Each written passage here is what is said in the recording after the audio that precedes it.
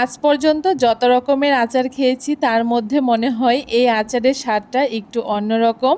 একবার এই আচারটা বানালে একটু বেশি পরিমাণেই বানিয়ে রাখবেন, কারণ এই আচারটা খেতে দুর্দান্ত হয়। এই আমের সিজনে আমরা কিন্তু কম বেশি সকলে আচার তৈরি করে থাকি, তবে অবশ্যই একবার এই রকম করে এই টক ঝাল মিষ্টি কাঁচা আমের আচারটা তৈরি করে দেখবেন। আশা করি আপনাদের খুব ভালো লাগবে। নমস্কার বন্ধুরা, মন কিচেনে আপনাদের সবাইকে স্বাগত। আশা করি আপনারা সবাই খুব ভালো আছেন। আজকে খুব সহজ আর সব থেকে সেরা এই কাঁচা আমের টক ঝাল মিষ্টি আচার তৈরি করে দেখাচ্ছি। তার জন্য প্রথমে একটা গামলার মধ্যে কিছুটা জল আর তার সাথে কিছুটা নুন দিয়ে খুব ভালো করে একটা নুন জল তৈরি করে নিচ্ছি। আর এদিকে দেখুন, এখানে আমি পরিমাণ মতো 5টা মিডিয়াম সাইজের আম নিয়ে নিয়েছি। এখন আমগুলোকে কেটে নেব। আমগুলোকে কাটার পর সাথে সাথে নুন জলে ভিজিয়ে নিতে হবে, তার জন্য নুন জলটা অবশ্যই আগে তৈরি করে নিতে হবে। দেখুন, এখন এক এক করে আমগুলোকে আমি খোসা ছাড়িয়ে নিচ্ছি আর তারপরে এভাবে করে দুটুকরো করে আমগুলোকে কেটে মাঝের আটিটাকে ফেলে দিচ্ছি। আর এই আচারটা তৈরি করার জন্য যেই আমের আটি তৈরি হয়েছে সেই আমটাকে নিতে হবে। এক এক করে সবগুলো আম এখানে আমি কেটে নিয়েছি। আর আমগুলো নুন জলে ভিজিয়ে রাখার ফলে আম থেকে কিন্তু বেশ অনেকটা কালো কষ বেরিয়ে গেছে, জলটা কালো হয়ে গেছে। এখন আমগুলোকে আরও দুবার খুব ভালো করে ধুয়ে নেব। আমগুলোকে আরও দুবার খুব ভালো করে ধুয়ে নিয়েছি। এখন এক একটা করে আমের পিস নিয়ে এভাবে করে ছুরির সাহায্যে আমগুলোকে ঠিক এভাবে সরু সরু করে কেটে নেব।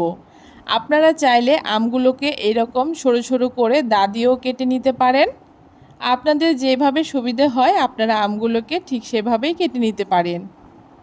এভাবে করে খুব ভালো করে আমগুলোকে আমি কেচে নিয়েছি। আর আমগুলো এমনভাবে কাটতে হবে যাতে আঁটি পর্যন্ত আমগুলো কাটা হয়ে যায়। এভাবে করে এক এক করে সবগুলো আম আমি এইভাবে কেচে নিয়েছি। এখন আমের মধ্যে আমি চিনি দিয়ে দিচ্ছি। এখানে আমি 1 কিলোর একটু কম আম ব্যবহার করেছি আর তার জন্য এখানে 500 গ্রাম চিনি দিয়ে দিয়েছি। এখন চিনিটাকে দিয়ে আমের সাথে খুব ভালো করে মিশিয়ে নিচ্ছি।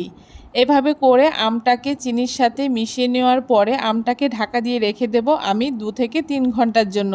এতে চিনিটা কিন্তু খুব সুন্দর গলে গিয়ে চিনির থেকে জল ছেড়ে দেবে। এদিকে আমি আচারের জন্য একটা মশলা তৈরি করে নিচ্ছি। তার জন্য হাফ চামচ করে মৌরি, হাফ চামচ জিরে আর হাফ চামচের একটু কম মেথি আর কয়েকটা সর্ষে দানা, তার সাথে কয়েকটা শুকনো লঙ্কা দিয়ে খুব ভালো করে ভেজে নিচ্ছি। আর ঠান্ডা হয়ে গেলে মশলাগুলোকে আমি গুঁড়ো করে নেব। 2 ঘন্টা পরে দেখুন এখানে চিনি থেকে কিন্তু বেশ অনেকটাই জল ছেড়ে দিয়েছে। এখন এখানে আমি আচারটাকে তৈরি করব। আর এই আচারটা তৈরি করতে কোনো রকম আমরা তেল ব্যবহার করব না। তেল ছাড়া খুব সহজেই কাঁচা আমের এই টক ঝাল মিষ্টি আচারটা তৈরি করছি। কড়াইতে আমি চিনি সহ আমটাকে ঢেলে দিয়ে দিয়েছি আর খুব ভালো করে একটুখানি নেড়েচেড়ে নিচ্ছি। আর উনানের আঁচটাকে প্রথম দিকে হাইতে রাখতে হবে। এখন আমটাকে একটুখানি নেড়েচেড়ে নেওয়ার পরে এখন ঢাকা দিয়ে বেশ কিছুক্ষণ রান্না করে নেব।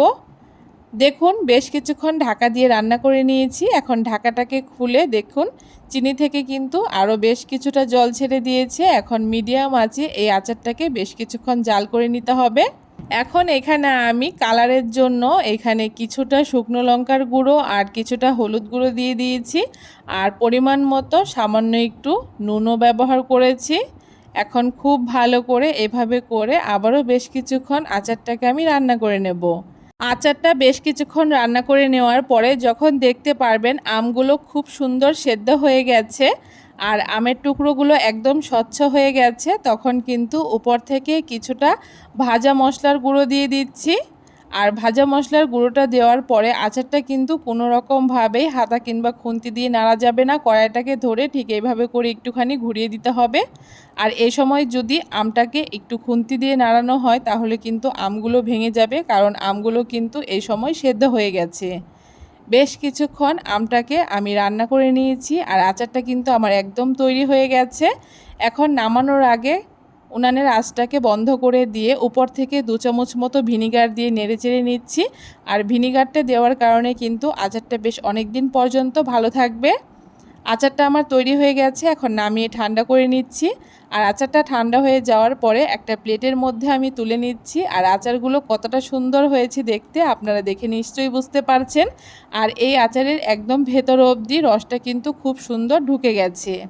আপনারা অবশ্যই একবার এই পদ্ধতিতে কাঁচা আমের টক ঝাল মিষ্টি আচার তৈরি করে দেখবেন। আশা করি আপনাদের ভীষণ ভালো লাগবে। কেমন লাগলো আজকে খুব সহজ এই কাঁচা আমের টক ঝাল মিষ্টি আচারের রেসিপি অবশ্যই কমেন্ট করে জানাতে ভুলবেন না। ভিডিওটা যদি ভালো লেগে থাকে অবশ্যই সবার সাথে বেশি বেশি করে শেয়ার করে দেবেন। আর আমার চ্যানেলের যদি নতুন বন্ধু হয়ে থাকেন অবশ্যই চ্যানেলটাকে সাবস্ক্রাইব করে দিয়ে পাশে থাকা বেল আইকনটি প্রেস করে বন্ধু হয়ে আমার চ্যানেলের পাশে থাকবেন।